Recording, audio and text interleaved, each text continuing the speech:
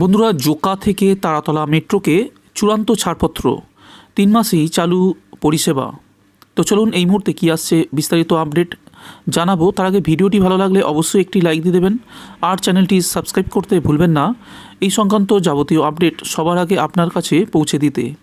বেহালাবাসীর জন্য সুখবর কলকাতায় কর্মসূত্রে আসা নিত্যযাত্রীদের জন্য জোকা থেকে তারাতলা মেট্রোর চূড়ান্ত ছাড়পত্র মিলল।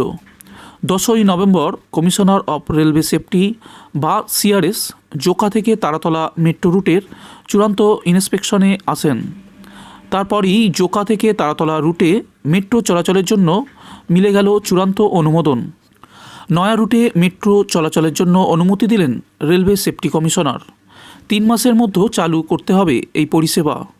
দীর্ঘদিন ধরেই এই প্রকল্পের কাজ চলছিল, অবশেষে প্রতীক্ষার অবসান। জোকা থেকে তারাতলা রুটে মেট্রোর চাকা গড়ালো বলে খানিক সময়ের অপেক্ষা শুধু, তিলোত্তমা জুড়তে চলেছে আরও এক মেট্রো পথে। ইস্ট ওয়েস্ট মেট্রোর সেক্টর 5 থেকে শিয়ালদা পর্যন্ত ট্রেন চলাচল শুরু হওয়ার পর এবার পার্পল লাইনও আংশিকভাবে চালু হওয়ার অপেক্ষায়।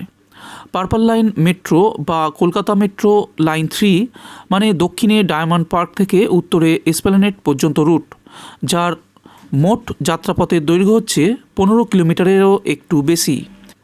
সেই রুটেরই অন্তর্গত জোকা থেকে তারাতলা পর্যন্ত মেট্রো, যার চূড়ান্ত ছাড়পত্র মিলে গিয়েছে। মেট্রো চলাচল শুরু হওয়া এখন শুধুমাত্র সময়ের অপেক্ষা। জোকা থেকে তারাতলা পর্যন্ত মেট্রো যাত্রাপথের দৈর্ঘ্য প্রায় 7 কিলোমিটার। 10ই নভেম্বর এই যাত্রাপথের পরিদর্শনে এসেছিলেন commissioner of railway safety. Joka থেকে তারাতলা পর্যন্ত মোট 6টি স্টেশন পরিদর্শন করেন তিনি ও তার টিম। খুব স্বাভাবিকভাবেই জোকা থেকে তারাতলা মেট্রো চলাচল শুরু হলে যাতায়াতের ক্ষেত্রে অনেকখানি সুবিধা হবে বেহালা মানুষের পাশাপাশি অন্যান্য নিত্যযাত্রীদেরও। প্রসঙ্গত, অপারেশনাল ও প্রস্তাবিত মিলিয়ে মোট 6টি মেট্রো লাইনে ভবিষ্যতে সেজে উঠবে উত্তরে উত্তর 24 পরগনা থেকে বৃহত্তর কলকাতা। রং অনুযায়ী যেগুলো blue line, pink line, yellow line, orange line, green line ও পার্পল লাইন, যে লাইনগুলি একে অপরের সঙ্গে বিভিন্ন পয়েন্টে সংযুক্ত থাকবে।